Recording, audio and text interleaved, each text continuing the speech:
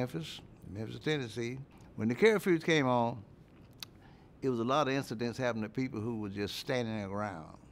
And the police would show up and they want you to move. So if you didn't move fast enough, then they beat on you. This era, due to the fact that it was just a mass thing of segregation, you just become inclined to accept it as it was, because it was a way of life. When you were doing nothing, you were doing something as far as the police was.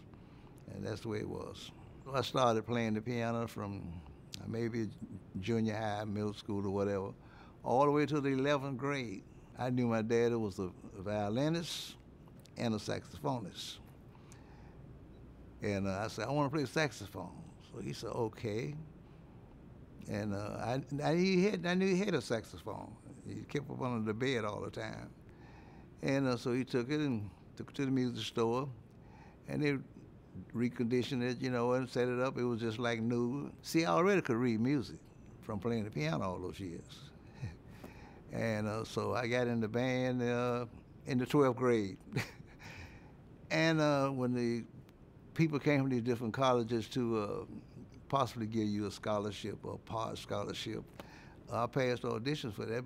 I got the scholarships, and went on to college. I didn't go to college to be a musician. I wanted to be a dentist. That didn't work. The chemistry teacher said, you're flunking out here. I said, I know. He said, but you're flunking out because you can't stay awake, He said, I've heard you play. You play very well. Maybe you need to change your major. I changed my major and went into music. Everybody that made the band would have a 4-year free scholarships, free. Because, see, the one I had from high school was part scholarship. Due to the fact that the band was so well known, the jazz band, all the money the school was making for us paid our tuitions and everything. When I was drafted, went to the Army, after basic training, they sent me to Fort Benning, which is outside of Columbus, Georgia.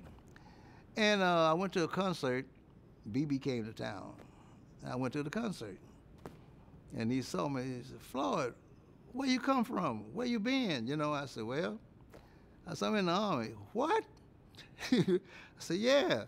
He said, I know you disappeared, I said, yeah. So he said, you want to be in my new band? And so I said, yeah. I got out the Army in November and came back to Memphis, and we traveled all over the United States. Quite often we had to stay in people's homes because there was no hotel except colored people with our name at that time, colored people. And sometimes in some cities there were colored hotels. And we had problems like that every now and then, but it wasn't major because we could put up with that. I was with BB for maybe about a year, and then I went back to college. I stayed there 2 years. And then I left and went out back out on the road, traveling. I always had a band of my own. See, I was a member of the Memphis Horns at that time, that they were sending to all these places to play. There was still a lot of segregation in Muscle shows. Gas stations, they wouldn't say, gas. You were black, drive the car.